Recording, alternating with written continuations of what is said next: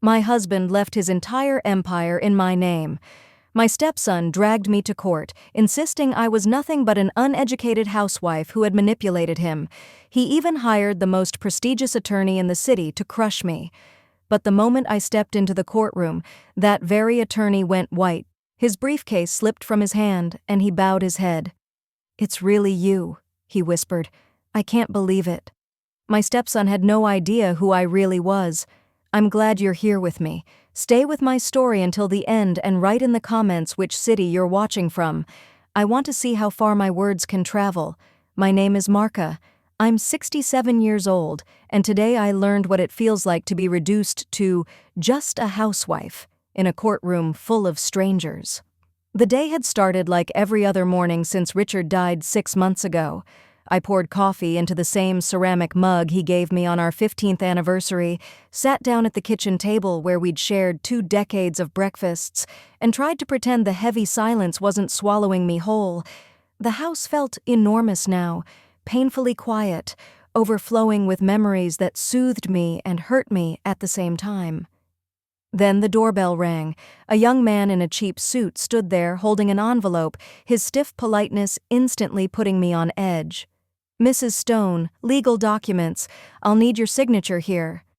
My hands shook as I unfolded the papers. Trevor, my stepson, was challenging Richard's will. According to the claim, I had coerced his father into leaving everything to me. The phrase undue influence jumped off the page like a direct insult. Gold digger, opportunist, a woman who preyed on an old man's declining judgment. I collapsed into Richard's old leather armchair, the same one where he used to read his evening newspaper, and felt the world tilt. 20 years of marriage, 20 years of taking care of this family, and this was how it all came crashing down. The courthouse smelled like polished wood and broken hopes. I walked through the marble corridors in a simple navy dress, the same one I'd worn to Richard's funeral, clutching my small purse as if it were a life preserver. Every step echoed, each sound making me feel smaller, more invisible. Trevor was already there when I arrived, seated at a gleaming mahogany table that probably cost more than most people's cars. He wore a charcoal suit that screamed privilege, dark hair slicked back, and that same smug expression I'd come to resent since he was a boy. Beside him sat his attorney, Jonathan Pierce, a man whose name carried its own kind of threat. $300 an hour, people said. The sharpest lawyer money could buy. I had no lawyer. I couldn't justify spending that kind of money, not without dipping into the inheritance Trevor was fighting to rip away from me. "All rise," the bailiff called, and Judge Hamilton stepped in. He was younger than I'd imagined, perhaps mid-50s, with gray at his temples and the tired seriousness of a man who spends his life listening to people at their worst. The hearing started with Jonathan Pierce's opening statement. His voice was smooth and polished, the sort of voice that could cloak lies in authority. "Your Honor, we are here today because an innocent man's final intentions have been twisted," he began, "by a calculating woman who saw an opportunity in an aging widower's loneliness." I felt the color drain from my face. A low murmur rippled through the small audience, their judgment hanging in the air. Pierce went on, drawing a picture of me as some sort of predator who had swooped in to rob Richard's real family. "Mrs. Stone," he said, letting my name drip with contempt, "married the deceased after a suspiciously brief courtship. She has no children of her own, no professional career, no independent income. By all accounts, she was nothing more than a housewife, entirely dependent on my client's father for financial support." Trevor leaned back in his chair, wearing the same arrogant look he'd had since I first married his father. I remembered trying to connect with him back then, making his favorite pancakes on Saturdays, offering help with homework he refused, sitting through school plays where he pretended not to notice me in the crowd. "Furthermore," Pierce continued, "Mrs. Stone systematically isolated the deceased from his son, eroding their relationship and securing herself as sole heir to an estate valued at $8,500,000. That number hovered in the room like another accusation. I had never thought of Richard's wealth as mine. It was simply the ground beneath our feet, the stability that let us live comfortably while I cared for him, our home, and the life we created together. Judge Hamilton leaned forward. "And what proof do you have of this supposed manipulation, Mr. Pierce?" "We have records indicating that Mrs. Stone actively discouraged my client from visiting his father during the final years of his life," Pierce replied smoothly. "Phone logs, witness statements from neighbors who observed controlling behavior." I wanted to stand up and shout the truth. Those discouraged visits had been moments when Trevor only showed up with his hand out. Those phone records? They showed me calling him again and again when his father was dying, begging him to come say goodbye. But how do you prove love? How do you translate 2 decades of loyalty and caregiving into something that fits the cold language of the law? Pierce flicked his hand in my direction like I was an inconvenience. "Your Honor, this is a textbook case of elder abuse. A woman with no marketable skills, no education beyond high school, who latched onto a vulnerable man and slowly turned him against his only child." That was when Trevor spoke for the first time. "She's just a housewife," he laughed, his voice bouncing off the courtroom walls like a slap. "Your Honor, look at her. She can barely handle her own finances, let alone understand the complexity of my father's estate. She probably doesn't even know what half those assets are worth." The room fell quiet except for Trevor's lingering chuckle. Judge Hamilton's face stayed controlled, but something changed in his eyes when he looked at me. "Mrs. Stone, do you have legal representation?" he asked. I rose slowly, my knees weak.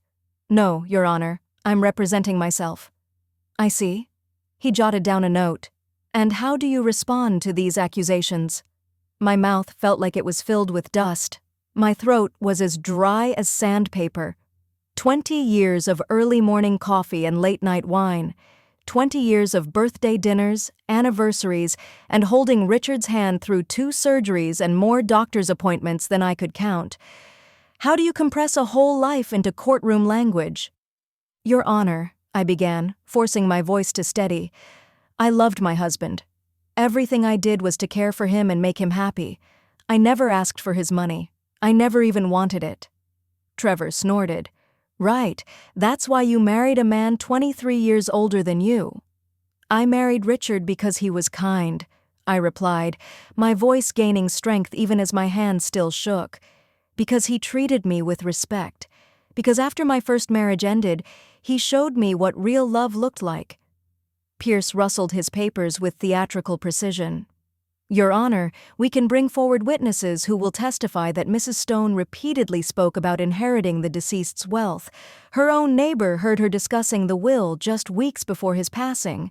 Mrs. Chen—" My stomach twisted. Mrs. Chen had found me sobbing on the porch after Richard's diagnosis, when the doctor told us he might have 6 months left. I'd been terrified, not of losing the money, but of losing him, of being alone again. But in a courtroom, that nuance would vanish. Judge Hamilton checked his watch. "We'll adjourn for today and reconvene tomorrow morning at 9 a.m. Mrs. Stone, I strongly suggest you seek legal representation." As the courtroom emptied, I stayed seated, watching Trevor and Pierce shake hands and laugh at something I couldn't hear. The weight of the day pressed down on me like a physical burden. I had been brushed aside, belittled, reduced to a caricature, a gold-digging housewife in a cheap dress. But as I finally rose to leave, something deep inside me shifted. Something that had slept for 20 years, buried under casseroles, PTA meetings, and anniversary parties. Something that remembered who I'd been long before I became Richard's wife. Trevor thought he knew me. Pierce believed he could destroy me with a few sharp accusations. They had no idea who they were actually facing. That evening I sat alone in Richard's study, surrounded by the echoes of our life. Shelves of law books from his days as a corporate attorney lined the walls, interspersed with photos from our travels. Venice, Paris, the little cabin in Vermont where we spent our last anniversary. Everything felt fragile now, as if Trevor's claims could somehow rewrite the past and erase 2 decades of joy. I poured myself a glass of the Merlot Richard had been saving for a special occasion that never came and tried to untangle the day in my mind. Trevor's disgusted stare, as if I were something foul he'd stepped in. Pierce's tone, as though I were barely worth acknowledging. "Just a housewife," I murmured into the empty room, and the words tasted like poison. But I hadn't always been just a housewife, had I? My fingers moved along the spines of the law books, remembering when I'd had my own shelves that looked just like them, when I wore power suits instead of aprons, when people rose to their feet the moment I walked into a room. That version of me felt distant now, like a dream I'd once had, and then forgotten. The phone rang, snapping me back to the present. The caller ID showed an unfamiliar number, but I picked up anyway. "Mrs. Stone, this is Jennifer Walsh from Channel 7 News. We understand you're involved in a high-profile inheritance dispute. Would you be willing to comment on allegations that you manipulated your late husband?" I hung up without answering. The phone rang again, and again. By the fourth call, I unplugged it completely. Somehow, the story had already spread. By morning, I'd probably see my face on television, labeled as the evil stepmother who stole a dying man's fortune. I went upstairs to our bedroom, now only mine, and caught sight of myself in the mirror. Gray hair pulled back into a simple bun, lines etched by decades of worry and laughter. The same modest dress style I'd worn for years. I looked exactly like what Trevor had called me, just a housewife. But when I opened my jewelry box to put away my wedding ring for the night, my fingers brushed against something hidden beneath the velvet lining. A small key I had almost forgotten existed. The key to Richard's desk drawer, the one he always kept locked. For emergencies, he'd told me when he first pressed it into my hand. For when you need to remember who you really are. I hadn't understood what he meant. Not until that moment. Back in the study, my hands trembled with a mix of fear and anticipation as I slid the key into the lock. The drawer opened with a quiet click, revealing a manila folder labeled, in Richard's handwriting, Marcia, personal. Inside were documents I hadn't seen in 20 years. My Harvard law degree, summa cum laude, newspaper clippings from the early days of my career, a photograph of me being sworn in as the youngest Superior Court judge in the state's history, letters of recommendation from legal giants whose names still commanded respect in courtrooms across the country, and at the very bottom, a handwritten note from Richard. "My dearest Marcia, I know you gave up everything to build a life with me, but your gifts were never wasted. They were only resting, waiting for the day you would need them again. You are the strongest, most brilliant woman I have ever known. Don't let anyone, not even our son, convince you otherwise. All my love, Richard." The tears came hard and fast. Richard had known. He had always known who I really was, what I had sacrificed for love, and he had protected that part of me, tucked it away and kept it safe, until I was ready to claim it again. Before I was Mrs. Richard Stone, I had been Judge Margaret Stone for 15 years. I had presided over complex civil suits, corporate battles, high-profile criminal trials. I was known as the Iron Judge, sharp, unshakable, and terrifying to any attorney who dared come unprepared into my courtroom. When I met Richard at a charity gala in 2003, everything shifted. He was newly widowed, struggling to raise 12-year-old Trevor on his own. He had no idea who I was in the professional world. To him, I was just Marcia, the woman who made him laugh for the first time since his wife died. For the first time in my career, I found something more important than the law. A man who loved me, not for my title or my resume. A broken family that needed mending. A chance to be someone's wife, maybe even someone's mother. So I made a choice. I took early retirement, citing burnout, and quietly walked away from the legal world that had defined me for so many years. I became Mrs. Richard Stone, stepmother to a grieving boy who resented my presence but desperately needed stability. 20 years of PTA meetings and school plays. 20 years of family dinners and being the supportive woman behind the successful man. While my own career became a footnote in dusty legal journals, I kept telling myself it was worth it, that love justified every sacrifice. But sitting in that study, surrounded by proof of who I had once been, I realized something had been smoldering inside me all day. Not just anger at Trevor's accusations, but something sharper, fiercer. a memory of what it felt like to dominate a courtroom, to make seasoned attorneys scramble for precedents they couldn't find. I opened my laptop. Richard had insisted I learn to use it, though I mostly used it for email and online shopping, and did something I hadn't done in 2 decades. I started researching case law, inheritance disputes, undue influence, burden of proof. My fingers moved across the keyboard with a muscle memory I hadn't known was still there, gliding through legal databases as if I had never left. Some statutes had changed over the years, but the core principles were exactly the same. And Trevor's case? It was flimsier than tissue paper. Pierce was leaning on theatrics and emotion, not substance. He had no evidence of coercion, no medical proof of mental decline, no witnesses to any real wrongdoing. All he had was a bitter son and the hope that a judge or a jury would pity a young man who felt robbed of his inheritance. But pity doesn't win cases. Evidence does. And I was remembering precisely how to gather it. I spent the rest of the night in that study, reading Richard's files with eyes I hadn't used in 20 years, not as a wife, but as an attorney. The will was rock solid, properly drafted, witnessed, and notarized. Richard's medical records showed no sign of dementia or cognitive impairment. His financial advisor had kept meticulous notes of their conversations about the estate, including Richard's growing concern over Trevor's irresponsible spending and lack of maturity. Even more damning, I found Richard's private journal from his final months. Page after page of entries filled with his love for me, his gratitude for our life together, and his increasing disappointment in Trevor. The final entry, written just a week before he died, made my breath catch. Marcia doesn't know I found her old courtroom photos hidden in that box in the closet. She thinks she gave up everything for me, but she has no idea how proud I am of what she's done. If anything happens to me, I know Trevor will try to hurt her. He's never forgiven her for taking his mother's place in my heart, but my Marcia is stronger than she realizes. She's forgotten what she's capable of. I haven't.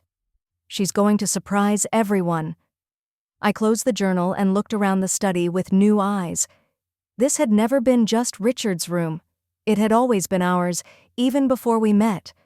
And the next morning, when I walked back into that courtroom, I wouldn't enter as just a housewife.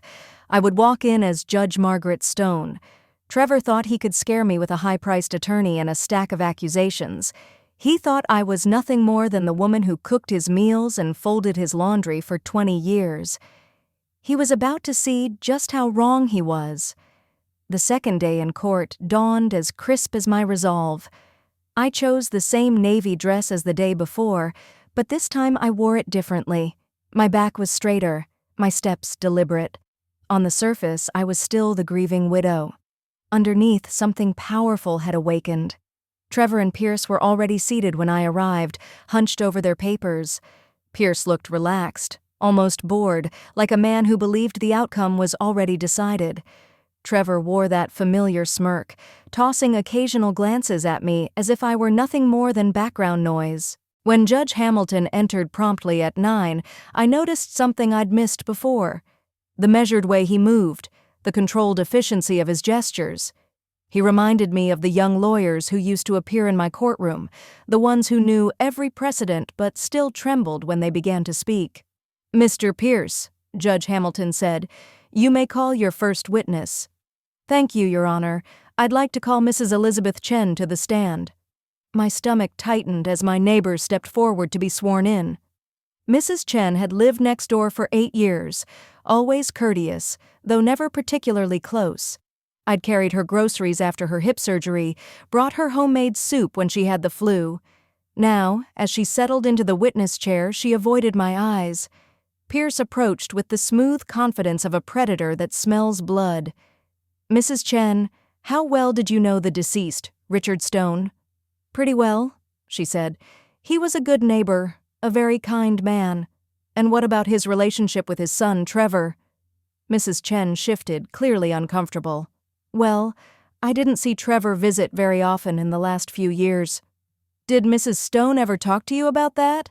Pierce asked softly. "Sometimes," she replied, her voice barely more than a whisper. She seemed frustrated about it. Pierce nodded as if he'd just confirmed a crucial point. And I sat there, watching, knowing this was only the beginning. Can you describe a specific conversation you had with Mrs. Stone about the inheritance? My heart pounded so hard I could feel it in my throat. I already knew which moment she was going to bring up. It was about 2 months before Richard passed away, Mrs. Chen said. I found her crying on her front porch. She was very upset about his diagnosis, the cancer. She hesitated, darting a guilty look in my direction. And she said, she was afraid of what would happen to her when he was gone, that she'd given up everything for him and that Trevor would probably try to take it all away from her. The courtroom went utterly still. Pierce let the statement linger like smoke in the air. Did she mention the will specifically? He asked.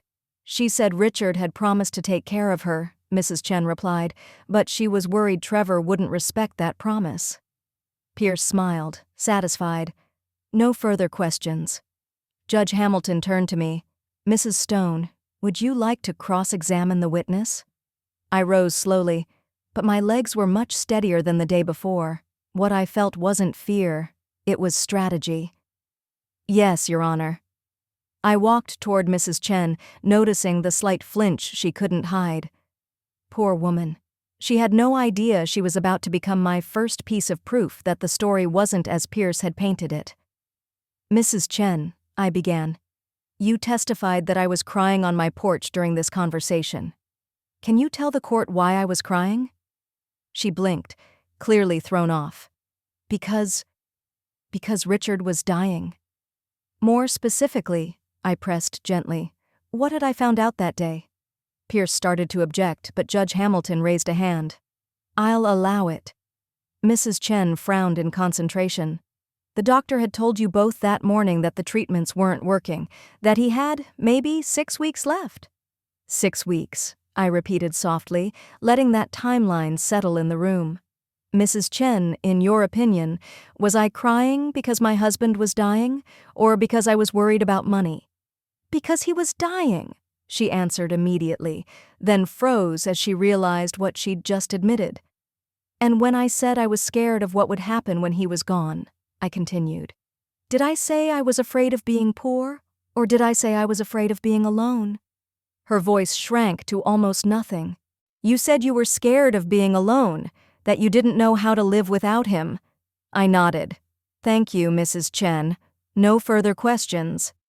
As she stepped down from the witness stand, I noticed Judge Hamilton studying me with a new intensity. There was something in my questioning, precision, control, that didn't align with the picture of a helpless, uneducated housewife. Pierce called 2 more witnesses, Richard's banker and a former colleague. The banker testified about large transfers Richard made in his final months. The colleague claimed Richard had seemed confused the last time they spoke, but with every answer, my confidence grew. Under my cross-examination, the banker admitted those financial moves were part of a plan to simplify Richard's accounts so I could manage them more easily after his death, a considerate act, not proof of manipulation. The colleague eventually conceded that Richard's confusion was actually irritation over how his former firm was mishandling a client matter. By the time we broke for lunch, I could see worry beginning to creep into Pierce's expression. Trevor, however, still looked smug, convinced he was winning. You're doing better than expected, Judge Hamilton murmured as the courtroom began to empty. But I have a question, Mrs. Stone. What is your full legal name? The question hit me like a live wire. I'm sorry, Your Honor? For the record, he clarified, your full legal name. My mouth went dry. This was the moment I'd been both waiting for and dreading. Margaret Stone, Your Honor, I said at last. But I go by Marcia. His pen stopped mid-stroke. His eyes lifted to mine, and I watched the exact second recognition broke across his face. Margaret Stone, he repeated slowly. As in, Judge Margaret Stone? The silence that followed was absolute. Trevor's head snapped toward me. Pierce's self-assured expression cracked like thin glass. I was Judge Margaret Stone, I answered quietly. I retired 20 years ago. Trevor shot to his feet. What? That's not possible. You're just a housewife. As you called me yesterday, I finished for him. Yes, I heard you. Pierce was now bent toward Trevor, whispering frantically, both of them looking as if they'd just seen a ghost. Judge Hamilton stared at me with something close to astonishment. Your Honor, Pierce said, his voice strained, this is the first we're hearing of any legal background. We request time to what? Judge Hamilton's tone sharpened.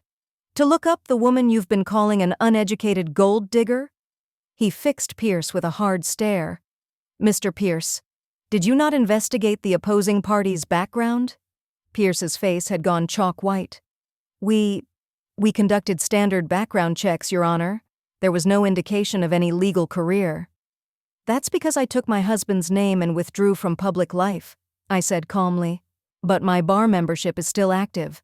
I've kept up with my continuing legal education. I am fully qualified to represent myself in this matter. A heavy awareness settled over the courtroom. Trevor looked physically ill. Pierce rifled through his papers as if the answer might be hiding between the lines. Judge Hamilton, on the other hand, was looking at me with a respect I hadn't felt in 2 decades. Judge Stone, he said, his voice taking on a formal note. I had the privilege of appearing in your courtroom several times when I was a young attorney. You were formidable. A small smile tugged at the corner of my mouth. I tried to be fair, Your Honor. You were both fair and brilliant, he replied. Then he turned to Pierce. Mr. Pierce, I suggest you use the lunch recess to reconsider your strategy. Court will reconvene at 2:10 p.m. As the courtroom emptied again, I stayed seated, aware of the shift happening inside me. The mask I'd worn for 20 years, the quiet, accommodating housewife, was beginning to fall away. Beneath it, Judge Margaret Stone was waking up. Trevor stormed over to my table, his face twisted with fury and disbelief. This is impossible, he hissed. You can't be a judge. Judges don't just become housewives. I looked up at him, really looked at him, for the first time in years. Not as his stepmother desperate for his approval, but as the judge who'd spent 15 years reading liars and manipulators like open books. Some of us, I said quietly, choose love over power, Trevor. That doesn't mean we forgot how to fight when we have to. His mouth opened and closed like a fish out of water. Behind him, Pierce was already on his phone, speaking in frantic, hushed tones, no doubt trying to calculate just how badly they'd misjudged the situation. As I gathered my things for the lunch break, I felt lighter than I had in months. The grief was still there. Richard's absence would always ache. But beneath it, something else had resurfaced. The thrill of the hunt, the satisfaction of watching a weak case fall apart under pressure. Judge Margaret Stone was back, and she was ready for war. The afternoon session felt different the moment I stepped back into the courtroom. The atmosphere had shifted. Word had clearly spread over lunch. I could see it in the way people stared at me, in the whispered conversations that abruptly died whenever I walked past. The local legal world was small, and the return of Judge Margaret Stone was apparently headline-worthy. Trevor sat slumped in his chair, deflated. Pierce kept shooting me wary glances, wearing the expression of a man who'd suddenly realized he'd brought a knife to a gunfight, but it was Judge Hamilton whose demeanor had changed the most. Yesterday, he'd looked at me with gentle politeness, maybe even pity. Today, there was something closer to respect, almost deference, in his eyes. Before we proceed, Judge Hamilton said once court was in session, I want to address what was revealed this morning. Mrs. Stone, I need to ask, are you planning to continue representing yourself, or will you be retaining counsel? I stood, and for the first time in 20 years, I felt my old authority settle over me like a familiar coat. I will continue representing myself, Your Honor, I replied. I believe I'm adequately qualified. A soft ripple of laughter moved through the courtroom. Judge Hamilton's mouth curved just slightly. I think that's a fair assessment, he said. Mr. Pierce, do you wish to continue with your case as planned? Pierce looked like he wanted to sink into the floor, but he straightened his shoulders and nodded. Yes, Your Honor. I'd like to call Trevor Stone to the stand. This was going to be interesting. I'd watched Trevor lie to his father, to teachers, to girlfriends, and to himself for 2 decades. But he had never been cross-examined by someone who'd spent 15 years reading lies from the bench. Trevor took the oath with as much swagger as he could muster, but I saw the tension in the way he kept glancing at me. Pierce guided him carefully through his testimony. The strained relationship with his father, the sudden marriage to a younger woman, the isolation he claimed I created. "In your opinion," Pierce asked, "did Mrs. Stone deliberately interfere with your relationship with your father?" "Absolutely," Trevor said, his confidence growing as he slipped into the role of wounded son. "She was always there, always hovering, making it clear I wasn't welcome in my own father's house." "Can you give the court a specific example?" Trevor's eyes brightened. "Last Christmas I came to visit for 3 days, and she made sure every minute was filled with things she wanted to do: shopping, dinners with her friends, holiday movies she picked. Whenever I tried to have a private conversation with my dad, she'd interrupt with something that couldn't wait." Pierce nodded, looking sympathetic. "And how did that make you feel?" "Like she was deliberately keeping me away from my father," Trevor said, his voice softening just enough. "Like she was afraid of what he might say if we were alone." It was a well-crafted story, delivered with the perfect mix of hurt and indignation. If I were still the version of myself who had walked into court the day before, a grieving, overwhelmed widow, it might have broken me. But I wasn't that woman anymore. "Mr. Pierce," Judge Hamilton said, "your witness." I stood and approached Trevor with slow, measured steps. He tried to hold on to his bravado, but the thin cracks in his composure were already showing. "Trevor," I began, my voice steady and firm, "you testified that you visited your father last Christmas for 3 days. Is that correct?" "Yes." "And before that visit, when was the last time you saw your father?" He shifted in the witness chair. "I don't remember exactly." "Let me help," I said, pulling a document from the folder I'd prepared the night before. "According to your father's calendar, which he kept meticulously, your last visit before Christmas was 14 months earlier. Does that sound accurate?" "Maybe." "We talked on the phone," he said quickly. "How often?" Another uncomfortable shift. "Regularly." "Trevor," I said, taking another page from the file, "I'm going to show you your father's phone records, which are part of the estate documents." I handed him a copy. "Can you tell the court how many times you called your father in the 6 months before his death?" He stared at the paper, color creeping up his neck. These might not be complete." "They are complete, Trevor," I replied calmly. "The answer is 3 times. 3 calls in 6 months, each lasting under 10 minutes. Does that match your definition of regularly?" "Objection, Your Honor." Pierce jumped in. "Mrs. Stone is testifying instead of questioning." "Sustained," Judge Hamilton said, though there was no real reprimand in his tone. "Please rephrase, Mrs. Stone." I allowed myself a small smile. 20 years away, and the rhythm of courtroom combat still felt natural, like riding a bike. "Trevor," I said, "based on these phone records, would you characterize your contact with your father in those last 6 months as close and regular?" "We had a complicated relationship," he muttered defensively. "Indeed," I said. "Now, you testified that I scheduled activities to prevent you from having private conversations with your father. Do you recall what those activities were?" "Shopping, dinners, parties, movies," he said. "Specifically, Trevor, what shopping?" He frowned, clearly thrown. "I don't remember." "The shopping you mentioned, Trevor," I said calmly, "was for your father's medication. It required a special trip to a pharmacy 30 miles away because they were the only ones who could properly compound his pain medicine. The dinner parties you described were actually one dinner party, a surprise celebration for your father's 70th birthday, which you'd completely forgotten about until I reminded you. And those movies, they were films from the 1940s that your father adored but could barely hear without the volume turned almost all the way up. Were you aware that your father suffered from severe hearing loss in his final months?" Trevor's mouth opened and closed soundlessly. No. So when you interpreted my presence during your conversations as interference, I continued, is it possible I was actually helping your father hear what you were saying? The courtroom was utterly silent.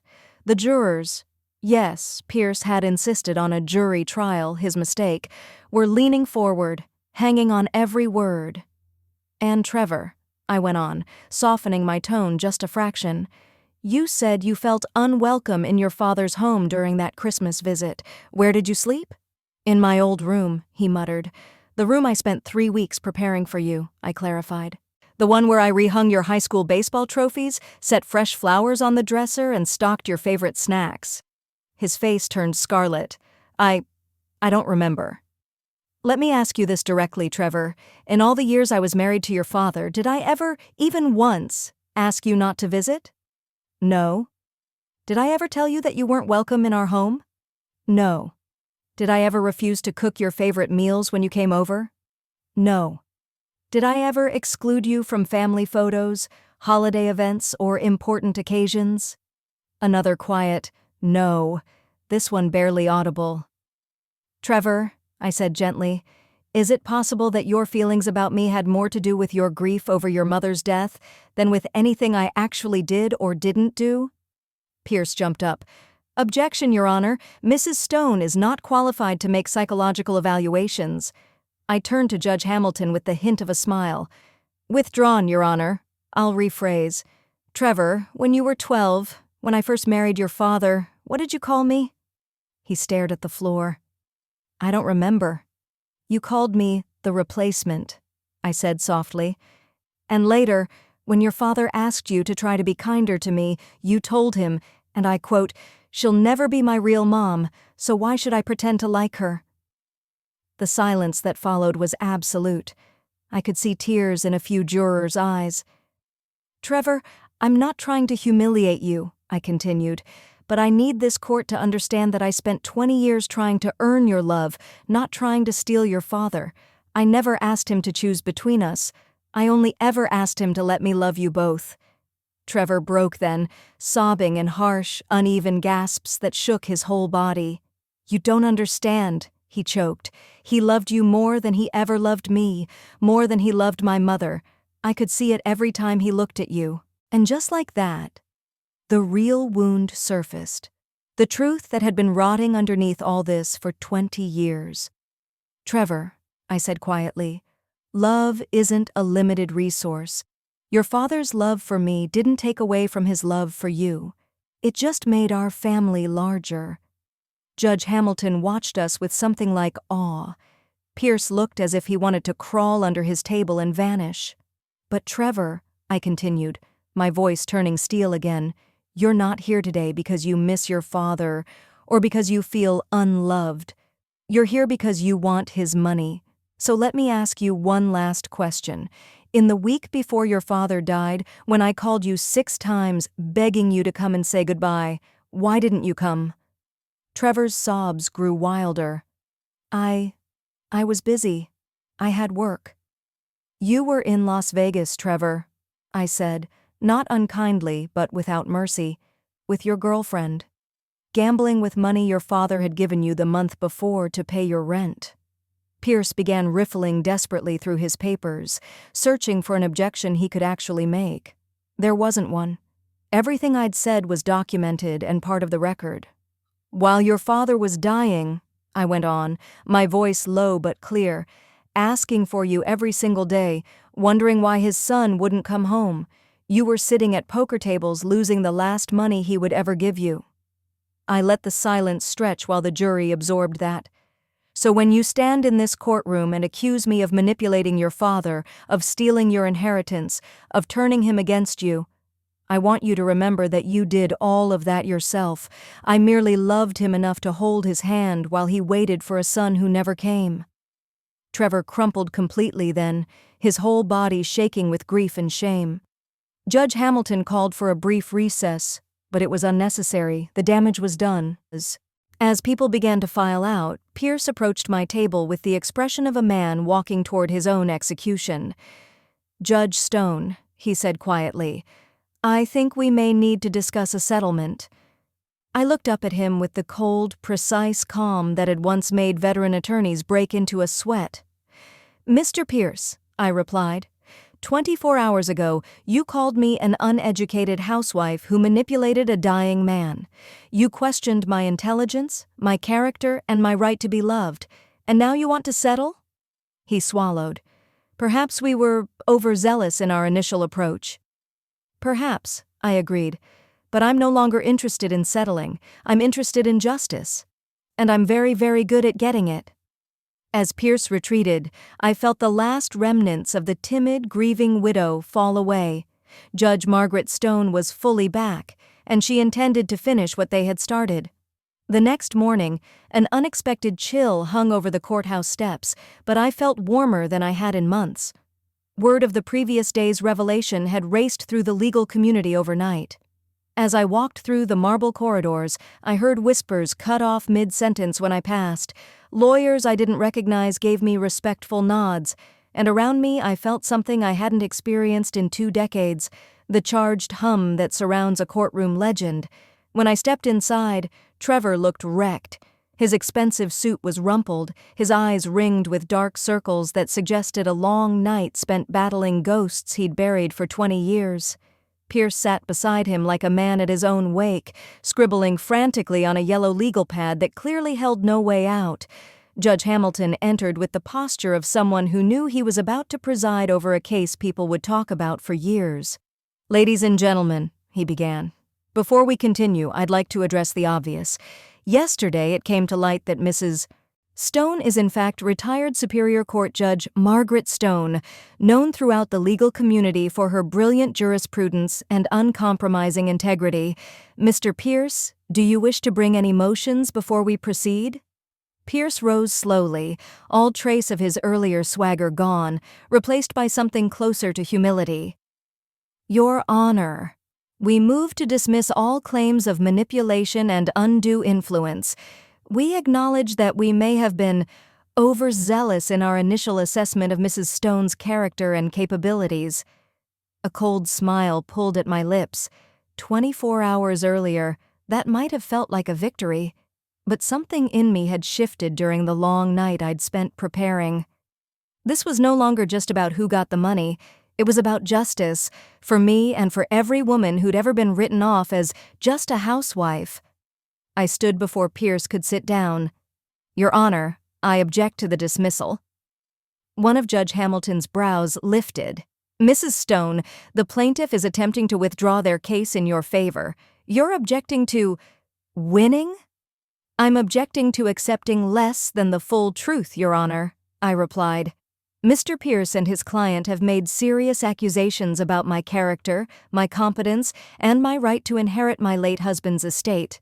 I believe this court, and the public record, are entitled to hear all of the evidence before these proceedings conclude."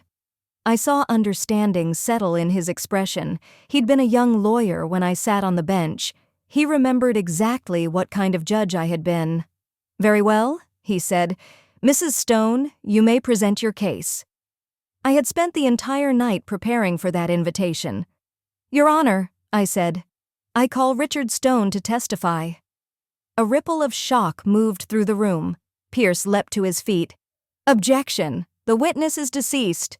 "Not Richard Stone himself, Mr. Pierce," I said evenly. Richard Stone's voice, preserved in a video statement he recorded 3 months before his death, specifically in the event that his will was ever contested. The silence that followed was absolute. Trevor's face went sheet white as I approached the bailiff with the tablet containing the file I'd discovered in Richard's computer the night before. "Your Honor," I continued, "my husband was a meticulous man who understood human nature better than most.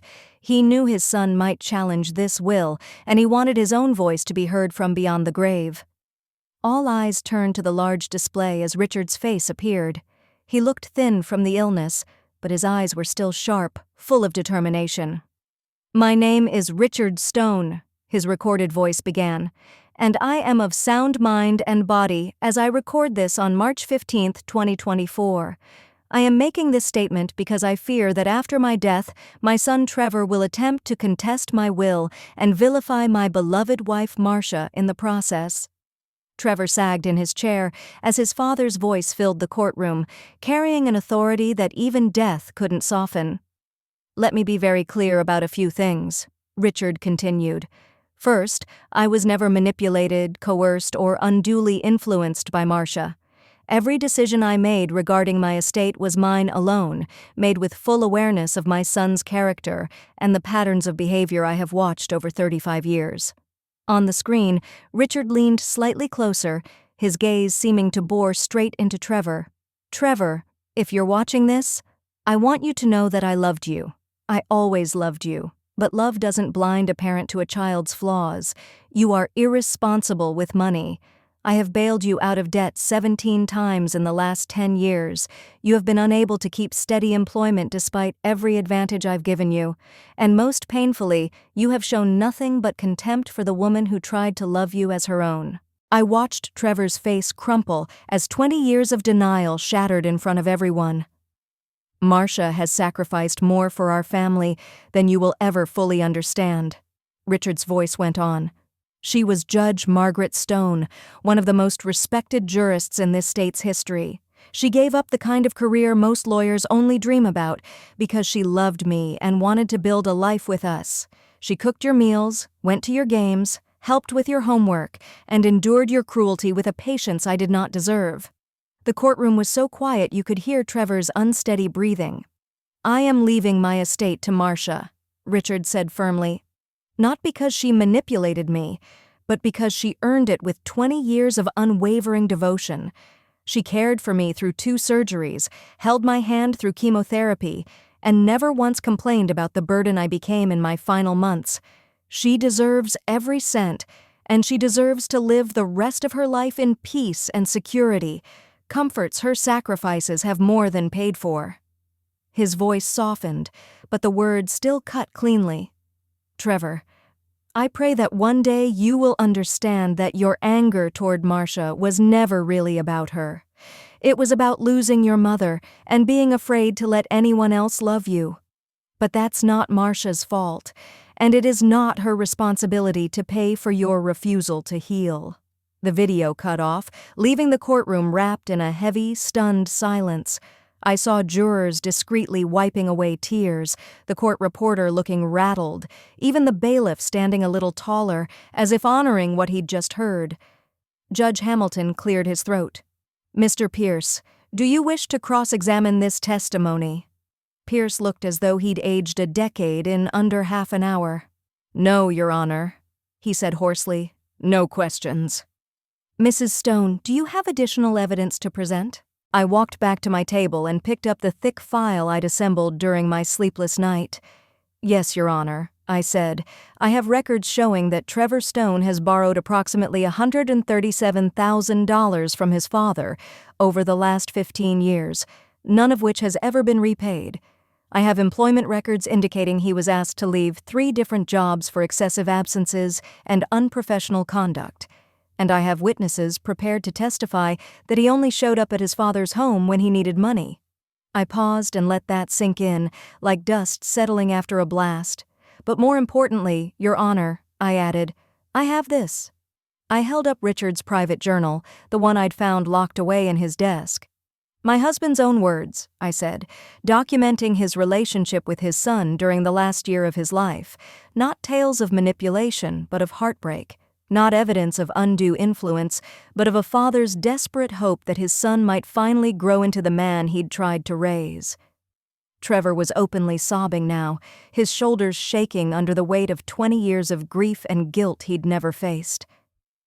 "Your Honor," I continued, my voice carrying both the steel of my legal training and the rawness of my loss, "this case was never truly about money. It is about a man who could not accept that his father loved his stepmother, not instead of him, but in addition to him. It's about grief that curdled into greed, and entitlement dressed up as injustice." I turned fully toward Trevor. "I spent 20 years trying to love you, Trevor," I said softly. "If I failed, it was not for lack of effort. Your father left his estate to me because he trusted me to honor his memory and protect what he built. You're contesting that not because you were wronged, but because you feel wronged, and those are not the same thing." Judge Hamilton leaned forward. "Mrs. Stone, what relief are you asking this court to grant?" I drew in a steady breath, feeling my old authority wrap around me like armor. "I'm asking this court to uphold Richard Stone's will in full," I said.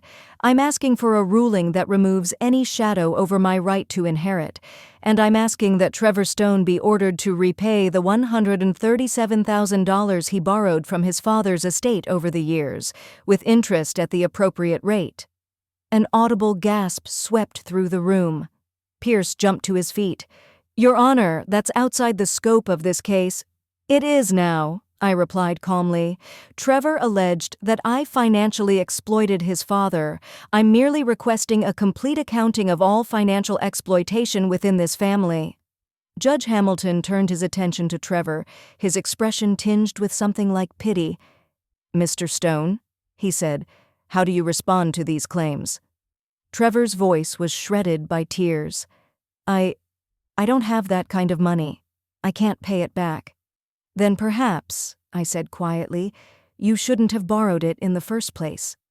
The silence that followed felt like the collapse of a world, and in a way, it was.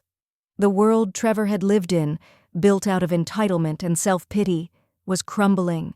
So was his story of being the victim in this family. Judge Hamilton reviewed his notes for several long minutes. When he finally looked up, his face was solemn. "Ladies and gentlemen of the jury," he said, "you've heard extraordinary evidence today. However, based on what has been presented, I am prepared to issue a directed verdict." He turned to Trevor and Pierce with a sternness that reminded me why I had once been proud to wear the robe. "The claims of undue influence and manipulation are not only unsupported," he said, "they are an affront to the memory of Richard Stone and a serious attack on his widow's reputation. Mrs.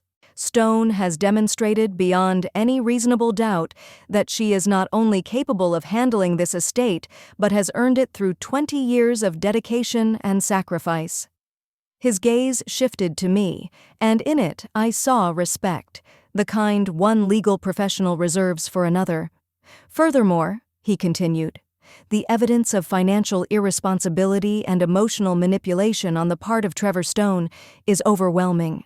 I find in favor of Mrs. Stone on all counts, and I order Trevor Stone to repay the $137,000 in loans, plus interest calculated at the current federal rate." Trevor's world was collapsing, but mine was just beginning again. Judge Margaret Stone was back, and justice had been done. 6 months later, I stood in my new office, staring out at the city skyline through tall glass windows. The brass plate on my door read, "Margaret Stone, Attorney at Law." It felt more right than anything had in 20 years. The inheritance case had made the rounds in the legal news, not just because of the dramatic revelation in court, but because of what followed. Within weeks of the verdict, I had voicemail after voicemail from women in similar battles. Widows fighting stepchildren over wills, wives dismissed by their families as just housewives, women who had given up careers for love and were now forced to fight for respect and security. I'd eased back into practice slowly at first, mostly pro bono, representing women who couldn't dream of affording the kind of attorneys their opponents could hire. Word spread quickly. Judge Margaret Stone was back, and she was taking up the cause of the underestimated and overlooked. There was a light knock at my door. "Mrs. Stone, your 3 o'clock is here," my secretary said. "Send her in, please." The woman who stepped into my office was in her early 60s, tastefully dressed but visibly anxious, clutching her handbag like armor. I recognized the look instantly. It was the same expression I'd worn walking into that courtroom 6 months earlier. "Mrs. Morrison," I said, gesturing to the chair across from my desk, "please, have a seat." She lowered herself into the chair, her hands trembling. "I'm not sure you can help me, Mrs. Stone," she whispered. "My situation is complicated." I leaned back in my chair and studied her face. "Mrs. Morrison, I've learned that the most complicated stories often have very clear truths underneath. Start from the beginning. What's happening? My husband died 3 months ago. We were married for 18 years. It was his second marriage. My first. His daughters from his first marriage say I brainwashed him into changing his will. They're calling me a gold digger who married an older man just for his money. The pattern was so familiar it felt like an old song on repeat. "And what's the truth?" I asked. Tears welled in her eyes. "The truth is, I gave up my nursing career when his first wife died, and he needed help with 2 teenage girls. I spent 15 years trying to be a mother to them, even though they hated me just for not being their real mom. I took care of him through diabetes, heart surgery, and depression when his business failed.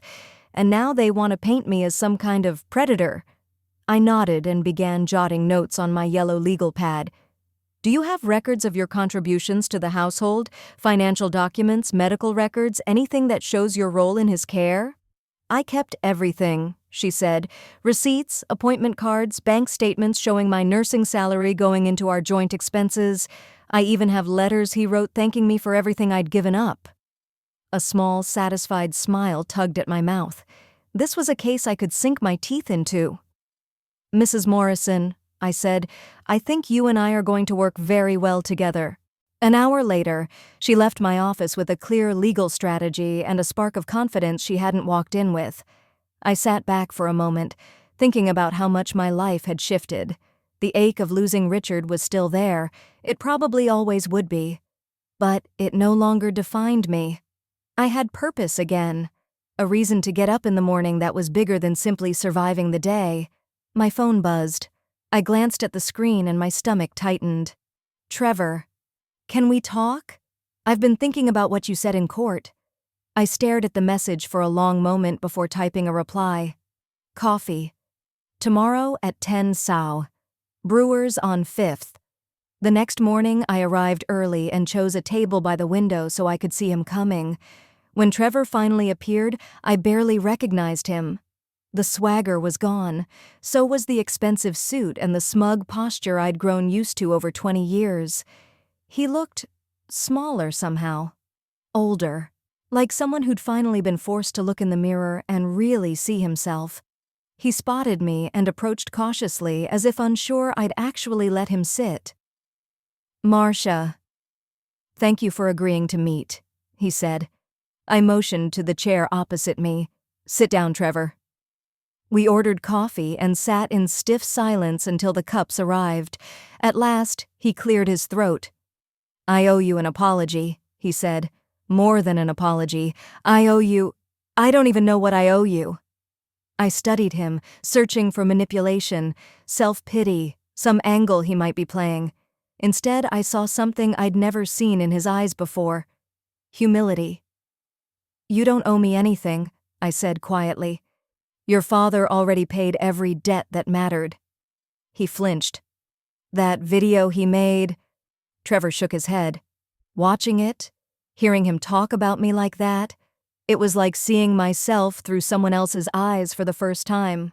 "And what did you see?" I asked. He stared down into his coffee. A spoiled, entitled brat who wasted 20 years rejecting love I didn't deserve in the first place. Something shifted inside my chest. Not forgiveness. That was too big, too soon. But the hard knot of anger I'd carried for so long loosened a little. "Trevor, you were 12 when I married your father," I said gently.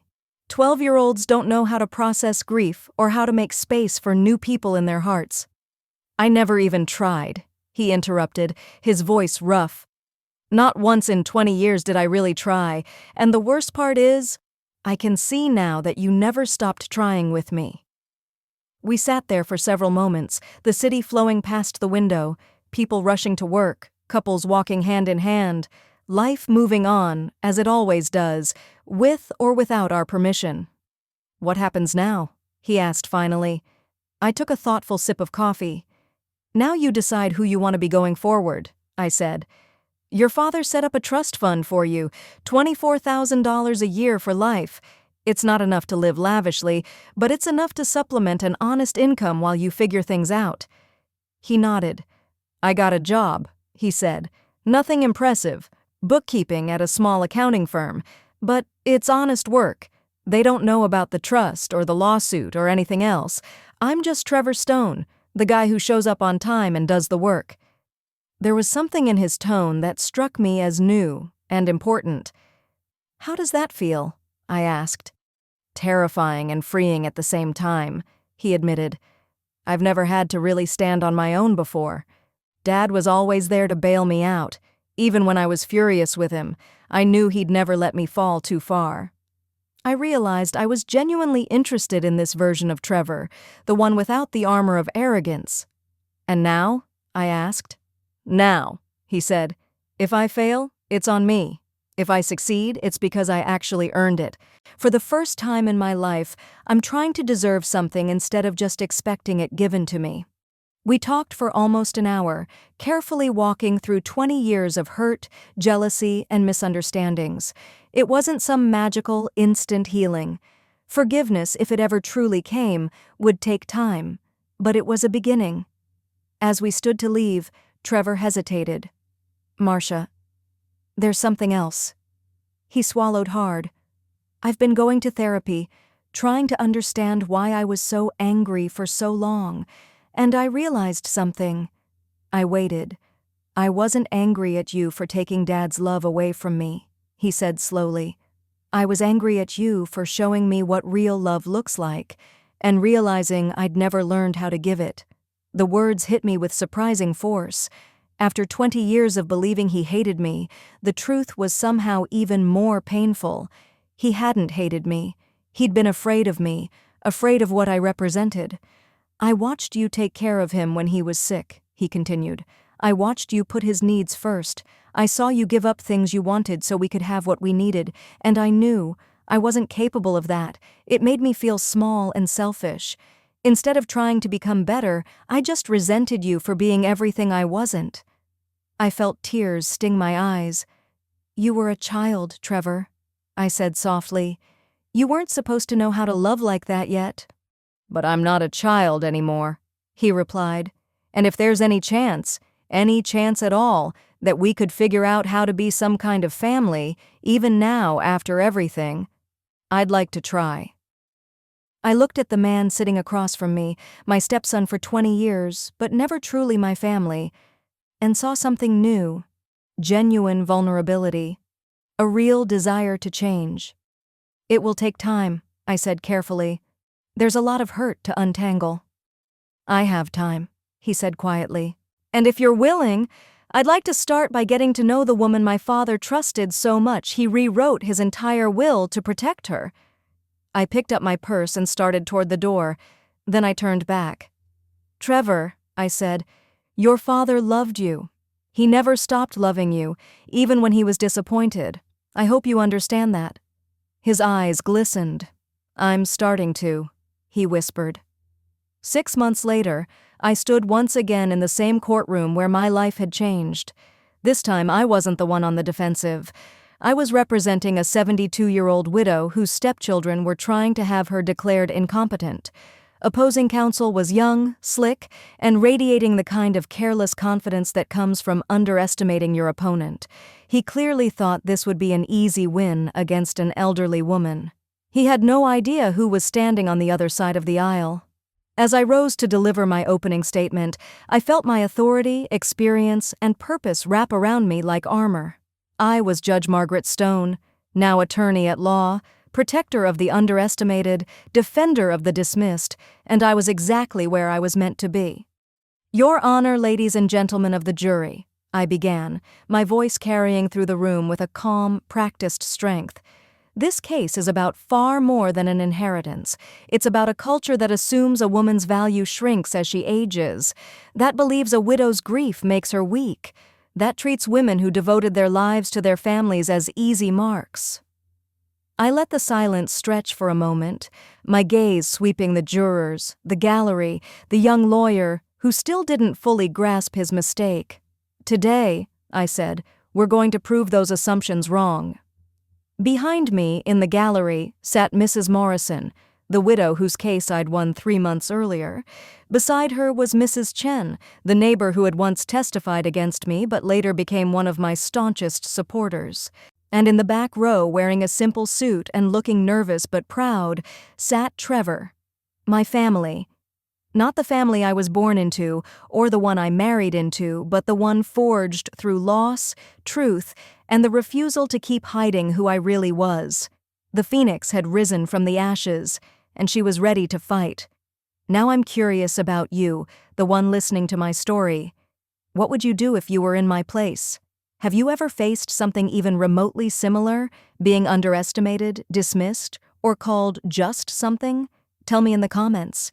I read them. And while you think about your answer, I'm leaving 2 more of my most powerful stories on the end screen.